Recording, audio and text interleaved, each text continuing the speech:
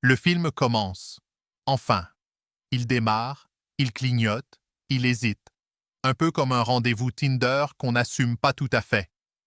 L'amour, c'est surcoté, s'ouvre sur deux trentenaires cabossés qui tentent de recoller les morceaux d'une vie sentimentale qu'ils n'ont peut-être jamais vraiment eue. Elle, Laura Felpin, agacée d'avance par le romantisme ambiant.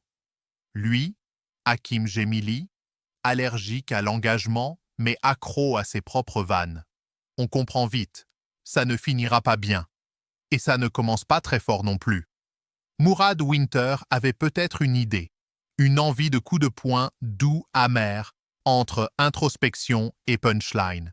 Mais sa mise en scène se fond dans la nappe. Tout est si sage qu'on croit regarder une pub Monoprix version longue. Où sont passés les plans qui transpirent, les choix qui dérangent, perdus dans une lumière aussi neutre qu'un brunch vegan à Montreuil? À vouloir filmer la banalité, il a filmé la banalité. Cela dit, il reste Felpin et Jamie Lee qui ne trichent pas.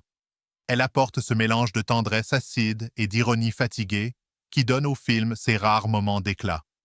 Lui, fidèle à lui-même, dribble entre les phrases avec une aisance de stand-upper en jogging. Ce n'est pas toujours fin, mais c'est vivant. Parfois. On sent que Winter veut gratter sous la surface, mais il utilise une brosse à ongles. L'amour, déconstruit. Les hommes, perdus. Les femmes, sarcastiques. Les dialogues, des tweets à peine déguisés. On rit, une fois ou deux. On soupire, un peu plus souvent. Le film prétend tirer sur la corde des codes de la comédie romantique, mais finit par en jouer la partition sans crier gare. Ce n'est plus une subversion, c'est un karaoké mou.